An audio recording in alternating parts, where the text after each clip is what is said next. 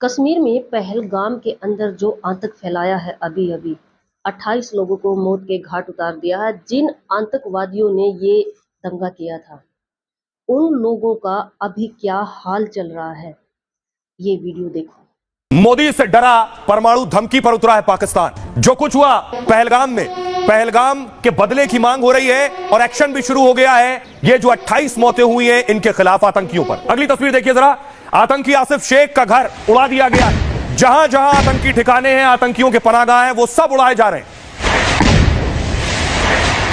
कि आसिफ शेख पकड़ से बाहर है, उसके घर को उड़ा दिया गया है और इस तरह घर को उड़ाने के बाद जोरदार धमाका हुआ।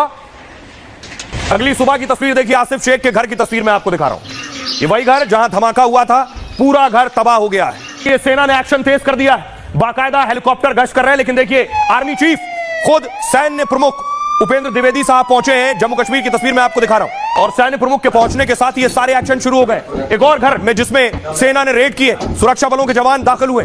दूसरी तरफ मैं आपको दिखाऊं, अब बारी है उन आतंकियों की जिन्होंने बेगुनाहों की जान ली है। 28 लोगों की जान ली है। वो आतंकी कहां है? अगली तस्वीर में आपको दिखाऊं। ये 3 आतंकी देख रहे हैं। इनमें से एक है आदिल। सेना ने आदिल के घर पर बुलडोजर चला दिया। अगली तस्वीर में आपको दिखाऊं। यह है आदिल ठोकर का घर, जिसके घर पर एक्शन हुआ है। आदिल फरार है, सुरक्षा बल ढूंढ रहे हैं उसे। वो पहलगाम हमले में शामिल था। उसके खिलाफ 20 लाख रुपए का इनाम भी रखा गया। तो भारतीय फाइटर बॉर्डर पर गश्त कर रहे हैं तो खबर आई पाकिस्तानी फाइटर भी बॉर्डर के पास देखा गया है। पाकिस्तान का लड़ाकू विमान आप देख रहे हैं। ये जो पेड़ के ऊपर आपको जाता नजर आ रहा है, ये पाकिस्तानी फाइटर है। खौफजदा है पाकिस्तान, डरा हुआ है। उसे पता है कि भारत के पास जो ताकत है वो उसके पास नहीं है।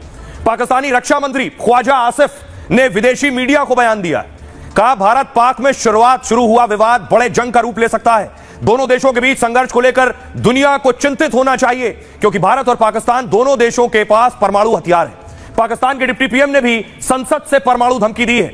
इशाक डार ने कहा, अल्लाह ने हमें परमाणु ताकत बनाया है, अगर किसी ने हम पर हमले की कोशिश की तो हम कड़ा जवाब देंगे। एक रिपोर्ट के मुताबिक भारत के पास 172 परमाणु बम है, 172 न्यूक्लियर वेपन्स, जबकि पाकिस्तान के पास परमाणु हथियारों की संख्या 170 है, भारत से 2 कम। पाक को लगता यह है कि परमाणु बम के चलते भारत हमला नहीं करेगा। पाकिस्तान का दावा है कि उसके पास छोटे छोटे कई परमाणु बम है। हाल के सालों में उसने टैक्टिकल न्यूक्लियर वेपन बनाए। ये रणनीतिक परमाणु बम सामान्य परमाणु बमों से अलग होते हैं।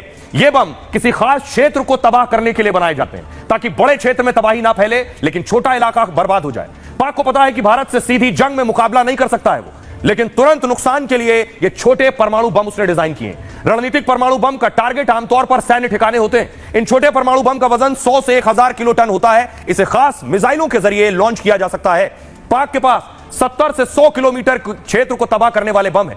परमाणु बमों को लेकर भारत की नीति पहले इस्तेमाल ना करने की है, लेकिन पाक अगर कोई नापाक साजिश करता है तो भारत जवाब दे सकता है। यानी भारत फिर परमाणु धमाके पर पूरे पाकिस्तान को नक्शे से मिटा सकता है।